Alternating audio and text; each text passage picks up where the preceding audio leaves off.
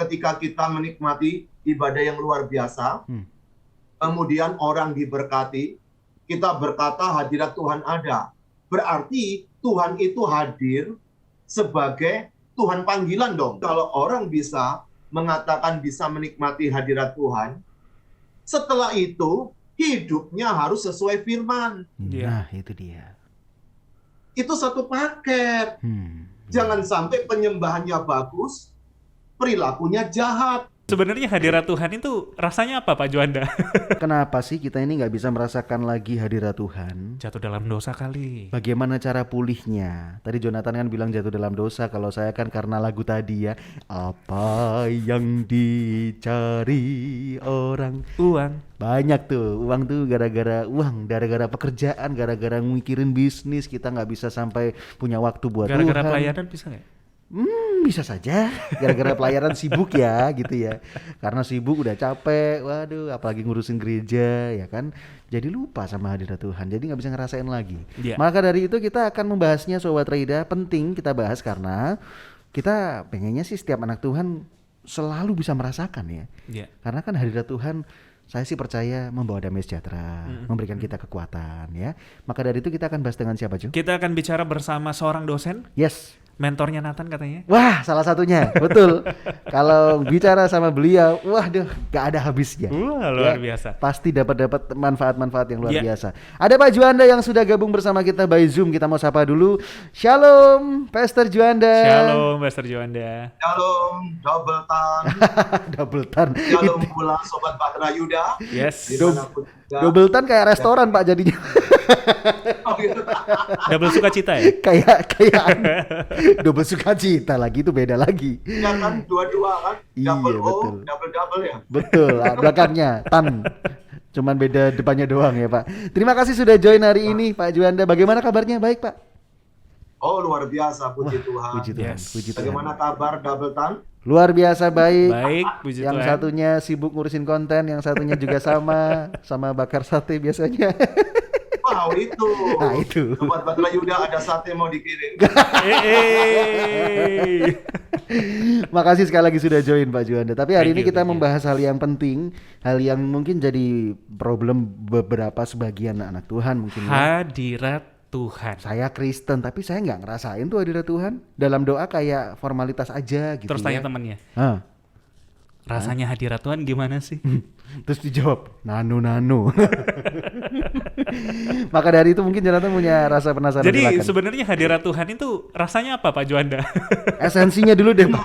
Esensinya dulu deh Pak. Dan rasanya gimana? Jadi Pak Juanda? kadang-kadang kita ini bicara tentang hadirat, definisinya hadirat itu sendiri kita tidak tahu apakah betul ini dari kata hadir tambah at tapi juga lucu, bisa kehadiran kan, atau hadirin toh. Tapi kan biasa dipakai kalau MC itu para hadirin dan hadirat toh. Iya, betul. Maka lebih merujuk kepada hadirat itu kalau dalam aksara atau bahasa tata bahasa di Timur Tengah itu kepada wanita kan atau perempuan. Nah, namun ini kan diadopsi oleh para pengkhotbah khususnya. Kata hadirat itu dikaitkan dengan Tuhan. Mestinya kan kebalik toh, dia sudah dipanggil di hadirat Tuhan, kan mestinya begitu toh. Tetapi sekarang dibalik merasakan hadirat Tuhan. Itu persoalan yang susah untuk bisa diklarifikasi karena tidak tahu siapa yang pertama kali mengangkatnya menjadi bagian topik pembicaraan secara rohani.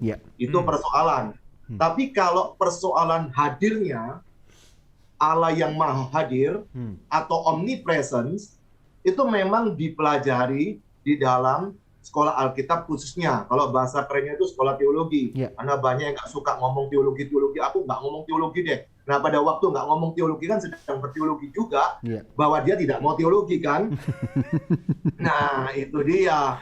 Jadi di dalam Alkitab tentang hadirnya Allah di antara umatnya itu memang menjadi pelajaran khusus.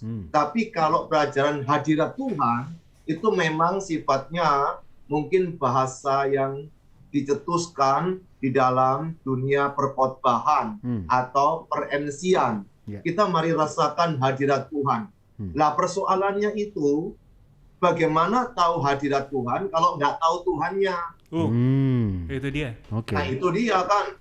Jangan-jangan itu yang datang bukan Tuhan tapi hantu. Waduh. Tapi kan kata 2 Korintus 11 kan bisa menyamar sebagai malaikat terang kan? Betul. Lalu bagaimana bedanya? Pak, tapi itu kan pakai firman Tuhan. Nah, ketika si Yesus dicobai oleh iblis, juga pakai ayat Alkitab bukan? Iya. Jadi bagaimana kita bisa tahu tentang kalau kita mau mempergunakan kata hadirat ya, daripada ini bukan keputusan saya mengikut tren yang ada aja. Hadirat itu berarti harus tahu siapa yang datang tadi. Kalau dia nggak tahu Tuhannya, bagaimana dia tahu hadiratnya? Contoh, kalau sudah pacaran, tiba-tiba bau wangi tertentu, wow, pacarku sudah tiba. Atau ada kode-kode tertentu ketika ketok pintu, oh ini kekasihku. Atau cara jalannya. Nah itu kan kita bisa melihat ada clue-cluenya begitu. Ada tanda-tanda. Wah ini dia sedang datang. Tapi persoalan bagaimana bisa menikmati hadirat, tentu perlu ada relasi lebih dulu dengan Sang Tuhan tersebut. Itu dia. Oke. Jadi harus kenal lebih dahulu siapa yang merupakan hadirat Tuhan itu tadi ya. Karena kalau kita nggak kenal, wah bisa kita harus kenal pribadinya. Betul, gitu ya. Bisa yang lain yang kita rasakan gitu ya. Wow, itu penjelasan yang harusnya kita mengerti bersama ya Sobat Rida. Kenalah terlebih dahulu. Kenalnya lewat apa? Ya lewat hubungan kita dengan doa, pembacaan kita, Alkitab, firman Tuhan dan lain sebagainya. Itu penting, maka dari itu kita bisa merasakan hadirat Tuhan. Tapi rasanya nih Pak. Nah, kalau boleh tahu nih Pak ya. ada yang bilang rasanya gimana, ada yang Pak? bilang hadirat Tuhan itu kayak kesetrum, Pak. Kesetrum lah, terus mungkin gimana sih Pak rasanya Pak? Kan apakah setiap orang ini beda-beda merasakan hadirat Tuhan? Itu gimana sih Pak? Oke. Saya kadang-kadang lucu juga kalau ada curhatan yang berkata, aduh teman saya keluar dari gereja ini. Loh kenapa? Gerejanya nggak ada hadirat Roh Kudus. Iya. Begitu kan? Atau hadirat Tuhan. Toh? Iya. Terus saya tanya, loh dia itu masuk ke gereja mana? Contoh dia ngomong A. Tanya, di situ tuh ada hadirat, rasanya gimana sih? Nah, kadang-kadang kita ini susah membedakan hadirat Tuhan dengan histeria massa. Kalau di dalam bahasa ilmu komunikasi, itu kalau rasanya teriak-teriak, kemudian ini sudah diatur sedemikian rupa, seakan-akan ada satu sentuhan sifatnya magis kan, magic begitu, tapi bukan magic, ilmu magic bukan ya, tapi kayak merinding, kalau bulu kuduk berdiri, kalau nggak percaya coba telinganya double tang ini tiup aja di belakang ini, kadang-kadang semriwing Pak, semriwing kan, nah itu persoalannya, bagaimana kita tahu itu hadirat Tuhan dan bukan tentu dari pemikiran kita sendiri, kalau kita rasa aduh tenang, damai, nyaman, langsung disimpulkan itu hadirat Tuhan. Pertanyaannya, masa sih hantu nggak bisa juga meniru? Kan dia penipu juga kan? Betul. Bagaimana bisa tahunya? Tentu tidak otomatis ketika kita menikmati ibadah yang luar biasa, kemudian orang diberkati, kita berkata hadirat Tuhan ada. Berarti Tuhan itu hadir sebagai Tuhan panggilan dong. Kan ada jenis orang yang disebut seseorang panggilan. Supaya saya tidak diskriminasi menyebut satu gender kan. Wah dia itu panggilan. Jadi kalau dipanggil dia hadir, dia menghibur. Lah masa Roh Kudus roh penghibur, roh panggilan. Nanti kan seperti oknum yang disebut manusia. Ada manusia kesepian, dipanggillah seseorang untuk menghibur dia, disebut titik-titik panggilan, kan begitu kan? Berarti kehadirannya itu seakan-akan menghibur dia, memberikan damai kepada dia, maka si yang dipanggil tadi itu bisa hadir tergantung mau dipanggil atau tidak, bukan begitu toh? Iya. Kalau andai kata ini diukur daripada perasaannya, ada semriwing bahasa Indonesianya apa ya? Ada kayak bulu-bulu berdiri ya. Iya. Merinding, tiba-tiba tangannya kayak berdiri begini. Wah, atau bau wangi. Nah, kalau bau wangi sih pasti orang langsung mikir ke yang bukan Tuhan toh, ke hantu kan.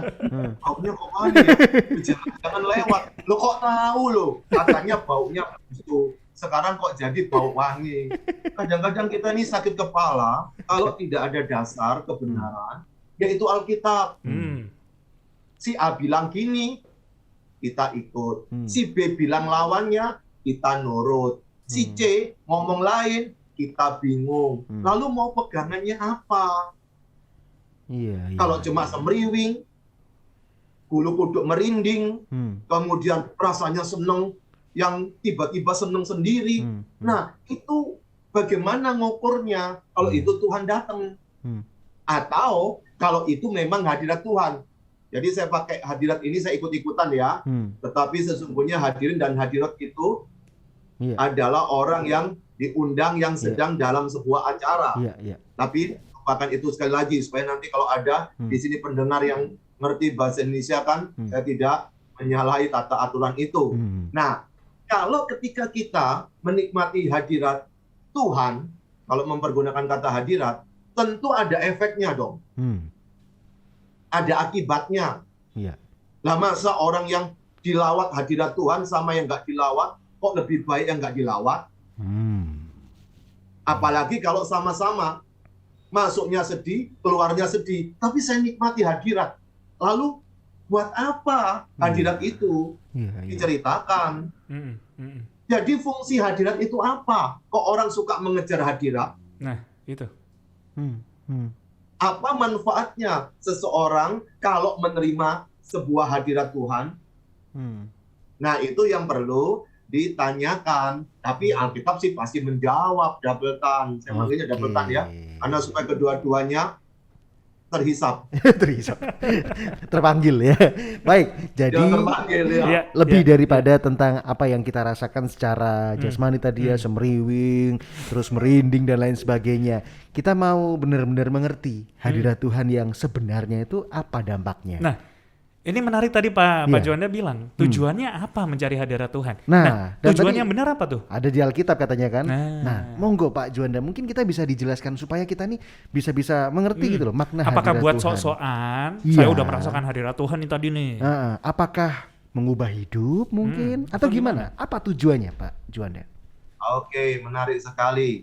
Sebelum ke tujuan, kita lihat dulu di Mazmur 139, ayat yang ke-7 sampai ke-12, kalau kita membaca keseluruhan Mazmur 139, itu menjelaskan tentang bagaimana Allah yang berkuasa itu hadir, Allah yang berkuasa, lalu Allah Maha Tahu, itu jadi satu kisah yang menarik.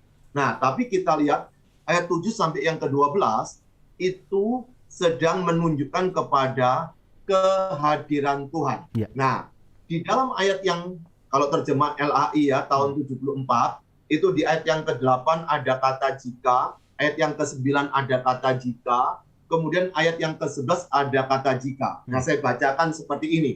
Jika aku mendaki ke langit, engkau di sana. Jika aku menaruh tempat tidurku di dunia orang mati, di situ pun engkau. Berarti kita boleh berbuat mesum di puncak langit, gunung tertinggi Mount Everest mungkin, ada Tuhan di situ loh.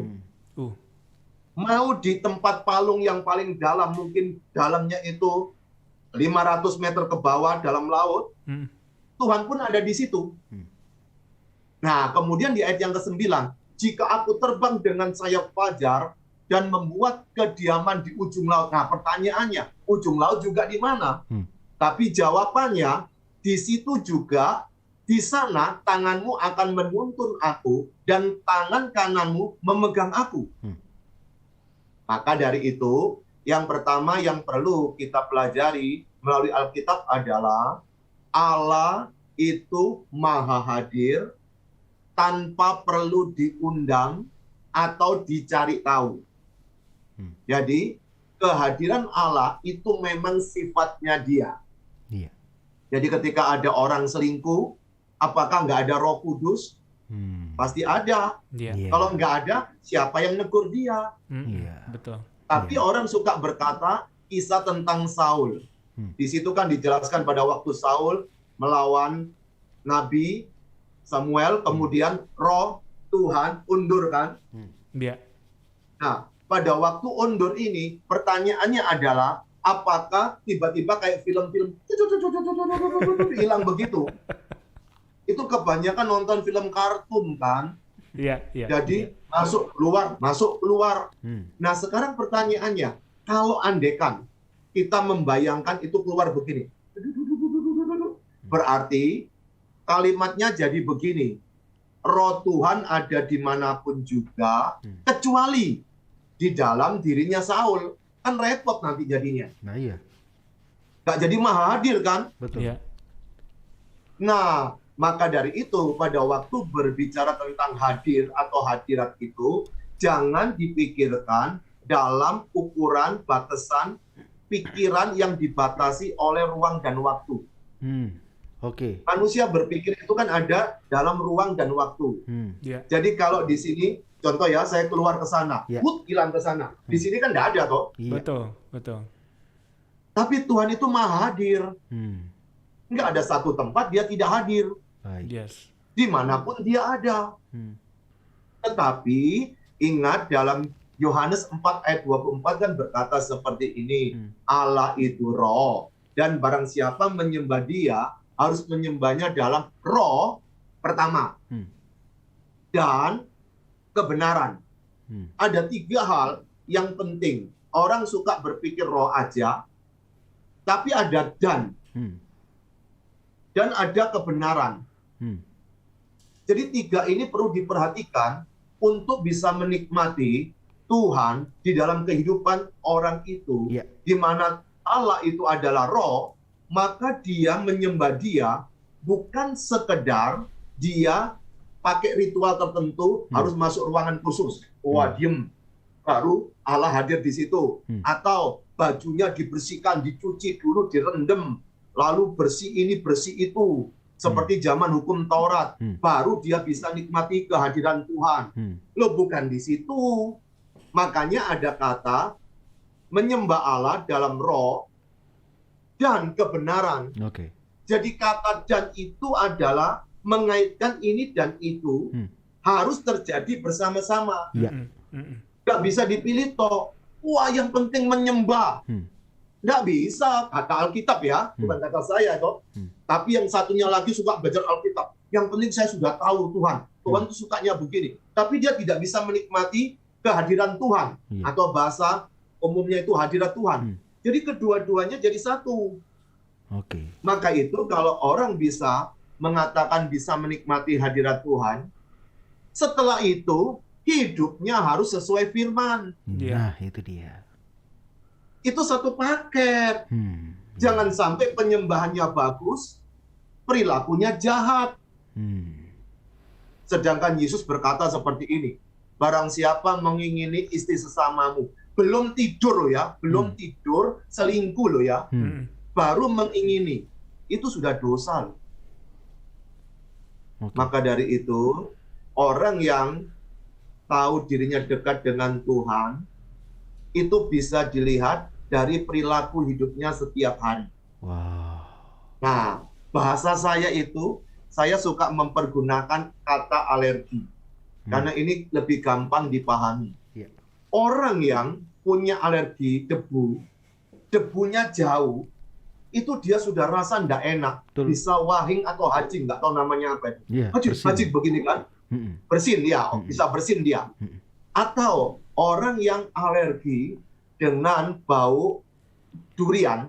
Saya beberapa waktu yang lalu nonton anjing yang dikasih bau durian, bisa berdiri begini dia, ompet mundur begini. Lucu juga kan? Mungkin dia seumur-umur baru bisa bau dengan baunya durian.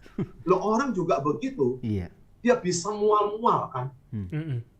maka dia tidak ingin menginjakkan atau menyentuh tempat berdebu atau ruang yang ada bau duriannya tadi. Iya. Demikian juga orang yang dekat dengan Tuhan, mestinya dia alergi dengan dosa.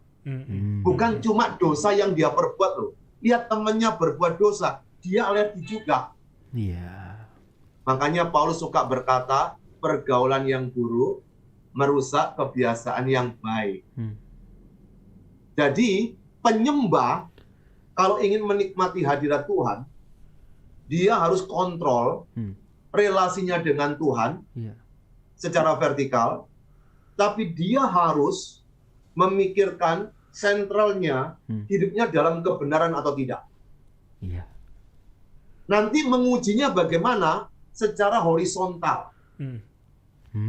Dilihat oleh orang di sekitarnya, wow, orang ini betul-betul memiliki hubungan yang dekat dengan Tuhan, bukan karena hobinya doa, bukan karena hobinya baca Alkitab, bukan karena hobinya pelayanan, tapi dari buahnya kita bisa tahu orang ini sangat tenang menghadapi hidup meskipun tekanan begitu berat.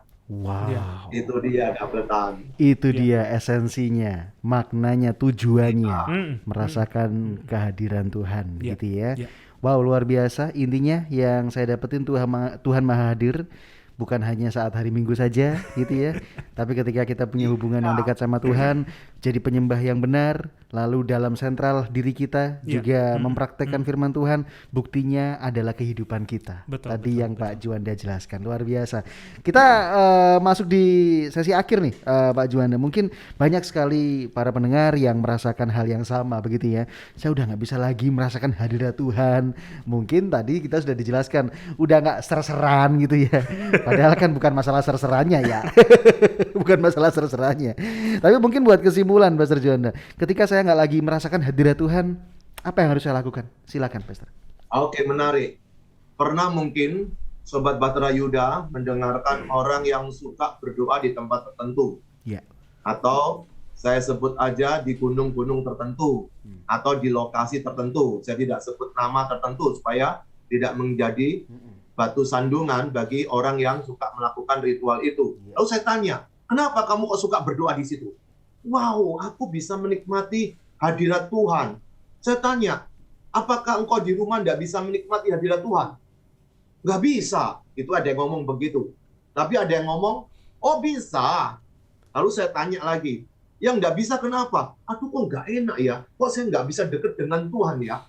Lalu yang satunya ngomong seperti ini, oh itu mah tergantung sikap hati, kata yang satunya lagi. Oke, kalau kita tahu seperti itu, kita bisa menikmati Tuhan dimanapun, kapanpun. Tidak ada batasan ruang dan waktu. Tetapi persoalannya adalah, apakah orang itu sedang memikirkan Tuhan, atau bahasa kerennya, fokus kepada Tuhan, saat melakukan ritual yang sedang dikerjakan. Contoh ketika dia sembahyang. Atau ketika dia memuji sebuah lagu. Makanya pada waktu seseorang memuji sebuah lagu, kadang-kadang orang itu terlalu seringnya mendengar lagu itu, atau sampai hafal begitu rupa, kualitas lagu tadi, pesan-pesan yang ada di lagu tadi, tidak pernah dipikirkan atau direnungkan pada waktu menyanyikannya itu. Itu berbahaya sekali. Contoh, Allah kuasa, dia pikirkan Allah itu kuasa, melakukan, dia bisa lakukan. Tetapi pada waktu menyanyikan lagu itu, mungkin lagi buka WA. Mungkin lagi buka Instagram atau medsos yang lainnya.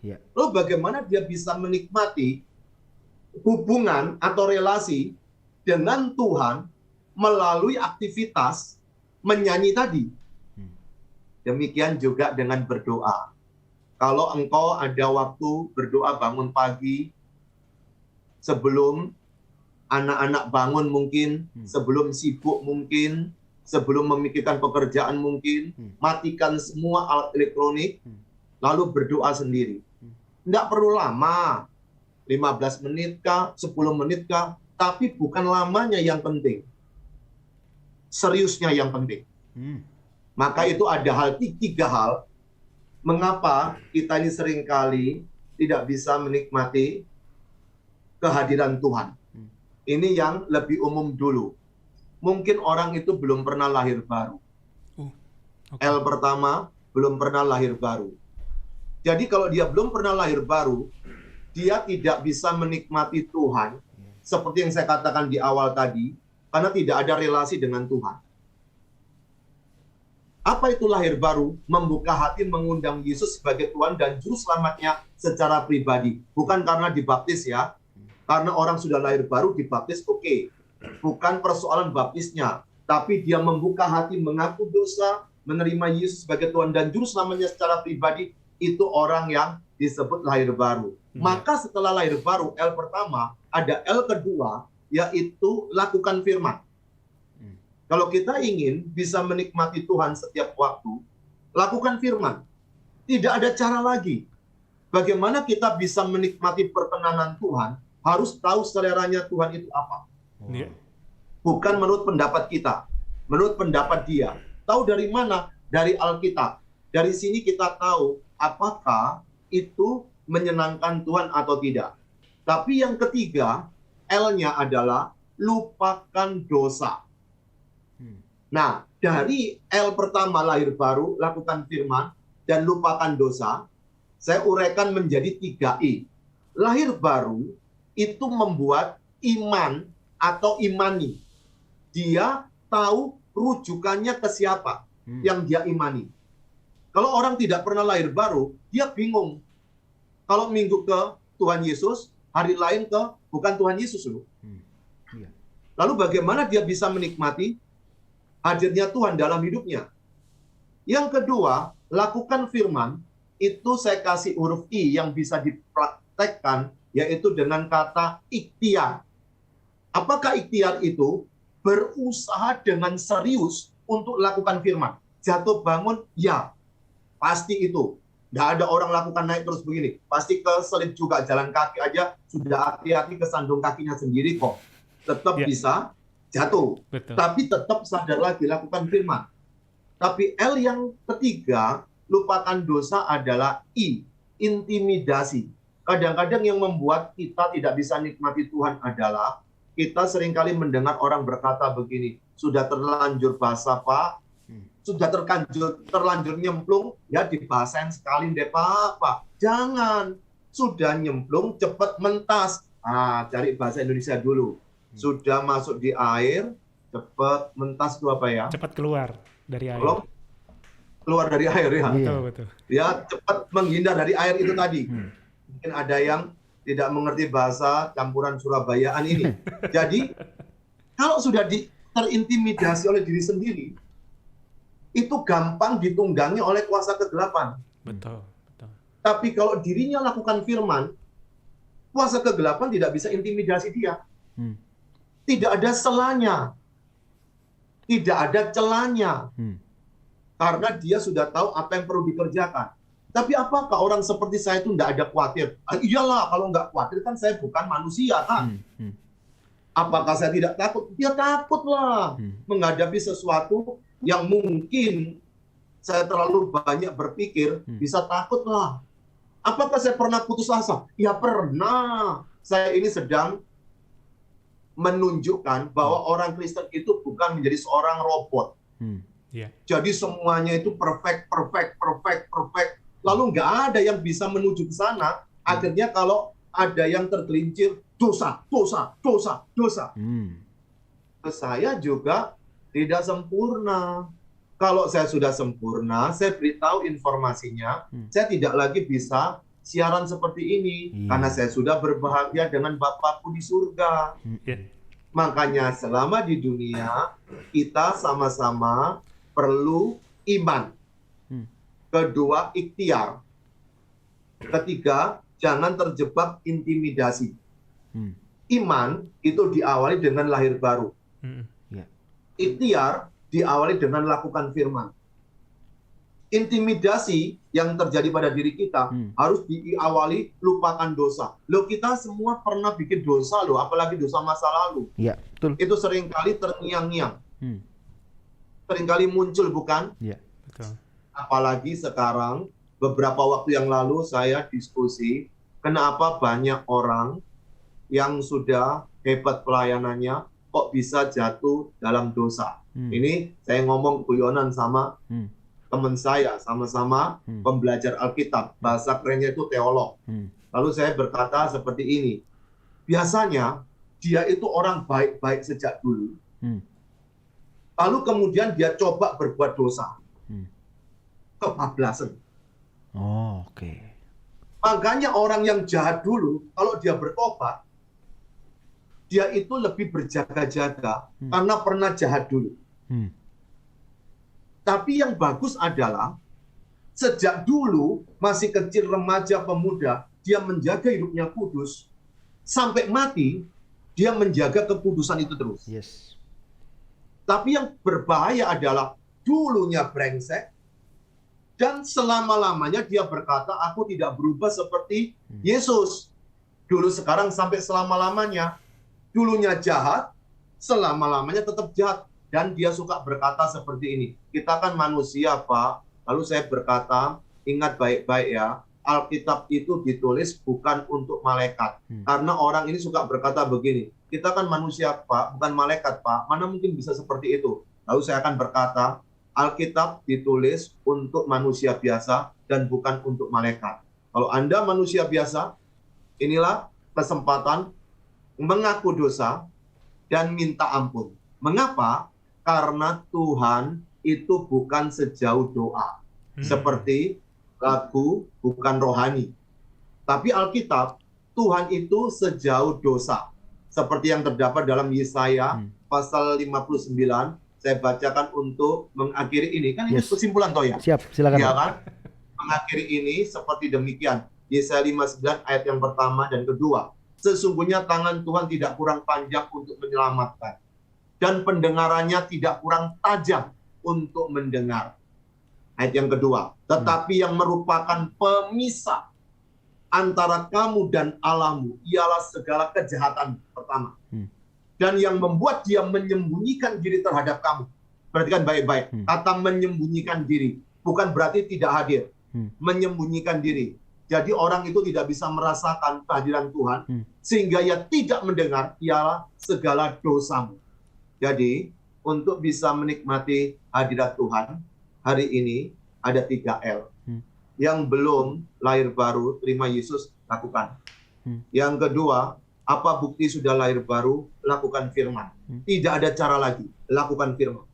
Tapi L yang kedua, yang ketiga, yaitu lupakan dosa. Jadi apapun nikmatnya dosa masa lalu, hari ini cut. You and me, putus. Dian. Mungkin itu double tan. Kebetulan juga Pak Juanda dan kita juga akan the end. Sementara ya, sementara join lagi bulan depan. Bulan depan ya Pak Juanda, bukan maksudnya dalam kesempatan kali ini aja ya. Luar biasa. Jadi ini adalah esensi kehadiran Tuhan, sudah dijelaskan mengapa kita nggak bisa lagi merasakan dan tujuannya. Yaitu adalah hidup yang semakin berkenan buat Tuhan ya. Narasumber kami Pastor Juanda ada Instagram, sosial medianya lengkap. Saya harapkan Anda memfollow ya dan subscribe kalau ada YouTube-nya juga. Instagramnya di mana Ju? Follow-nya harus dengan Salam Hati Gembira ya. Mantap. Itu namanya semua Rida. Salam Hati Gembira. Salam Hati YouTube-nya Gembira juga sama, semuanya ada di IG juga ya. Betul. Nanti akan Anda diantarkan ke YouTube dan lain sebagainya. Pak Juanda, kita sudah ngobrol. Luar biasa sekali pesan hari ini sebagai pembuka, termasuk pembuka tahun 2022 juga ya, supaya kita bisa mengerti esensi kehadiran Tuhan dan tujuannya apa, serta ketika kita nggak lagi merasakan bagaimana caranya kita bisa mengalami lagi kehadiran Tuhan ya. Semoga ini boleh jadi berkat buat para pendengar, karena di studio ini kami berdua juga sangat diberkati sama sharingnya Pastor Juanda. Sekali lagi makasih Pastor Juanda. Doa kami sehat selalu Pastor Juanda, segala pekerjaan pelayanannya. Terima kasih, Yes, juga semakin luar biasa. Terima kasih juga Sobat Batra Yuda. Terima kasih. Ayo, kita semangat. Siap, semangat. You are listening to pujian terbaik yang memberkati 96.4 Bahtera Yuda FM. The sound of faith, hope, and love.